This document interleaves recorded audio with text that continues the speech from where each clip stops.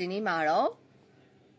မနေ့ကပြောသွားတဲ့ဖုံးရွှေပညာရက်ကဘဒူတွေတင်းနေရော်လဲဘလို့လေ့လာရမလဲကစားငင်းပြောပြပေးပါမယ်ဒီ9မျိုးပဲလိုအပ်ပါမယ်ပထမဆုံးအနေနဲ့မိတ်ဆွေတို့မလေ့လာခင်ကိုယ့်ရဲ့ပတ်ဝန်းကျင်ကို cleansing လုပ်ဖို့ဒါလေးမဖြစ်မနေလိုအပ်ပါတယ်ဒါကတော့ညီတို့ကိုယ်ဘေးနားမှာရှိနေတဲ့negative energy တွေကိုဖယ်ရှားပေးပြီးတော့ money ကို attract လုပ်ပေးမှာပဲဖြစ်ပါတယ်ဒါတစ်ချက် okay ဘဒူတွေအတွက်လေးလာလို့ရလဲဆိုတော့ကိုကငွေကြေးနဲ့ပတ်သက်တာနောက်ကိုယ့်ရဲ့အိမ်အထားတူတွေနဲ့ပတ်သက်ပြီးတော့ပြုပြင်ခြင်းနဲ့ဖုံးရွှေပညာရဲ့နဲ့ပြုပြင်ခြင်းနဲ့အထောက်ပံ့လေးလိုချင်တယ်ဆိုရင်တော့လေးလာလို့ရတဲ့ပညာရဲ့လို့ပြောချင်ပါတယ်ဒီပညာရက်ကအထောက်ပံ့တစ်ခုအနေနဲ့သာဖြစ်တယ်ညီတို့ action တွေယူပေးရမယ်လှုပ်ဆောင်ချက်တွေလုပ်ပေးရမယ်ဒါမှသာလေမိတ်ဆွေတို့လိုချင်တဲ့ငွေကြေးတွေ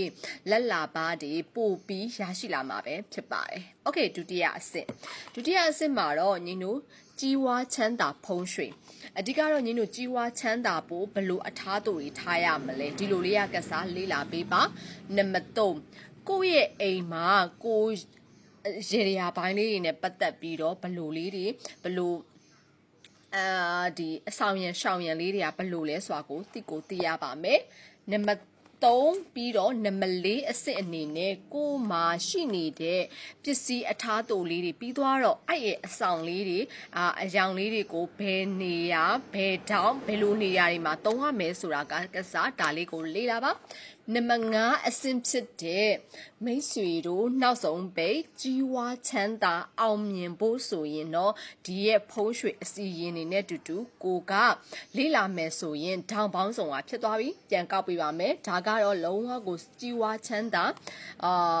အောင်မြင်ချမ်းသာဖို့အတွက်ဖုံးရွှေကိုအထောက်ပံ့နေနဲ့ဒီဟာကလက်လာပါရဲ့အကောင်လေးတွေကိုဘယ်နှမှာထားရမလဲဒါကတော့အဆောင်ရံရှောင်ရံလေးတွေကဘာလေးတွေလဲနောက်တစ်ခုကကြတော့ညီတို့အိမ်မှာရှိနေတဲ့အထားတူတွေဘယ်နားလေးမှာထားရမလဲဒါလေးတွေမလုပ်ခင်မှာညီတို့အမွှေးနှမ်းတာလေးနဲ့ cleansing လုပ်ပေးရမှာပဲဒါကတော့ energy activate လုပ်ပေးတဲ့အမွှေးနှမ်းတာလို့ညင်ပြောချင်ပါတယ်အပြင်မှာတွေ့နေရတဲ့အမွှေးတိုင်းနဲ့လုံးဝမတူပါဘူးဒါက energy activate လုပ်ထားတဲ့money ကိုလည်းအထွက်လုပ်တယ် negative energy တွေကိုလည်း pressure ပေးတဲ့အမွှေးနှမ်းတာပဲဖြစ်ပါတယ်Okay မိတ်ဆွေတို့အနေနဲ့ဒီလိုပုံစံမျိုးလေးတွဲကိုယူမယ်ဆိုရင်တော့ Viber ဖုန်းနံပါတ်0925454456ကိုသာဆက်သွယ်ပေးပါ Bye bye နောက်ဗီဒီယိုမှာအများကြီးပြန်ဆုံတွေ့ပါမယ်